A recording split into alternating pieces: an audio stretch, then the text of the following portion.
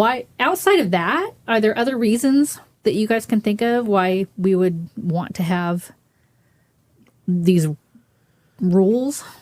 I think one reason that I've felt before is like I'm afraid of making the wrong choice. Yeah. Like if you don't tell me what to do, then what if I make the wrong decision? Or what if it's really not what God wanted in that situation? Or what if I thought I was doing good and it really wasn't?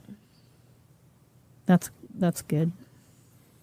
Yeah, and so that takes trust. It takes trust that in grace, right? It takes trust in God.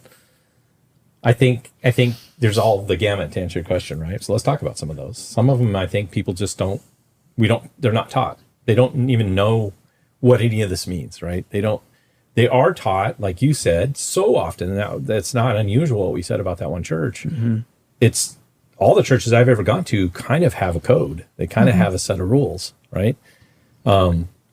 And so I think a lot of people are taught that is a part of the Christian experience. We've just got more rules. Now, we don't only have the Old Testament. We've got a whole bunch of amplified rules. And they'll even point to Jesus saying that about well, hey, you've heard it said that, that you shouldn't kill somebody. But I say, even if you have anger in your heart towards them, that kind of stuff. Like he amplifies, see, there's even under Christ, even as Christians, we even have more rules than they did in the Jewish, and that kind of stuff. And people want those boundaries because it feels safe, and they're not taught that's not the goal. The goal isn't for you to safely follow the rules. The goal is to blow the lid off of your existence prior to coming to Christ and prior to being born again in the Spirit, and live an unlimited life that's just full of, it's the analogy is like God gave you this blank slate and this huge plethora of color palette, of colors, paints, and said, man, let's paint this masterpiece together. And he's going to paint it with you. And you're going to be, and you're like,